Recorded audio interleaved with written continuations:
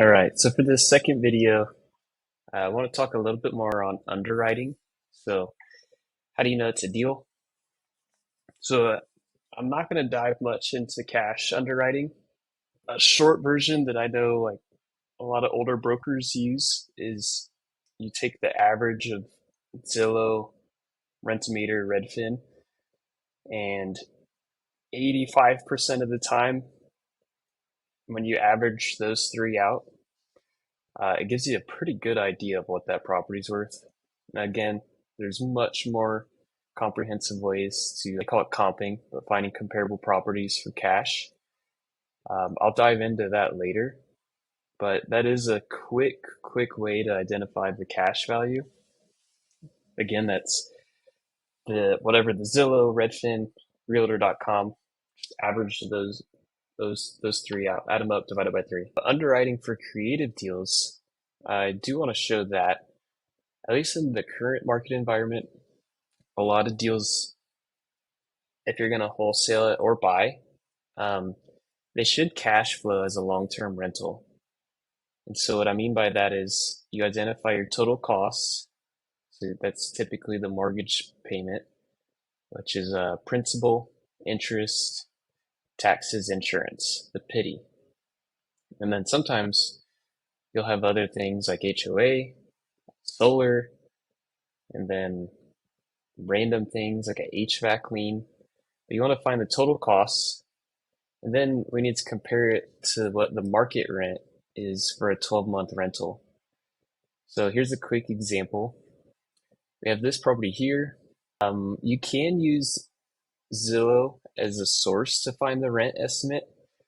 I don't, only because I've seen a really wide range where I've just seen Zillow be wrong too many times for rent estimate.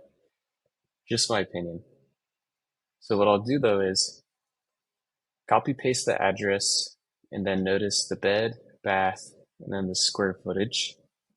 And then next you want to go over here. I use Rent-A-Meter. It's like $100 a year or something, but it shows a lot more. At least the team I work with for wholesaling, this is what we'll use as the benchmark, the reference.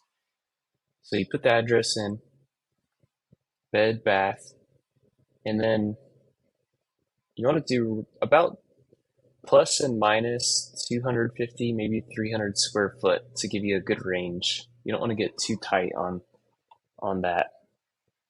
And then whatever the smart settings are, so like here it wants to use, it says smart is 10, and then it's up to you how far you want to go back.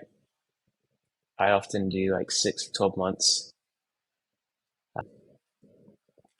And so you can see here, it's telling us the average, and I like to stay conservative. We'll call it like 2350. And so when you're wholesaling, you do want your properties to at least break even as a long-term rental. So even if you're going to use it as for other things, at least when you're starting off, you just have a few properties. Like if you're going to keep some, you at least want it to pay for itself as a backup scenario. And so wholesaling, a lot of the buyers as well, they want to see that. They don't want to see it negative. So like if your total cost, the PITI each month is less than, above this, it's usually a red flag. Not always, but often. So that's how I'm looking at the creative deals. If you're wanting to underwrite it for like Airbnb or PadSplit, those are other sources, but this is kind of the basics, first step. So again, that's identify your total costs each month and then compare it to the long term, like this is a 12-month rental rent estimate.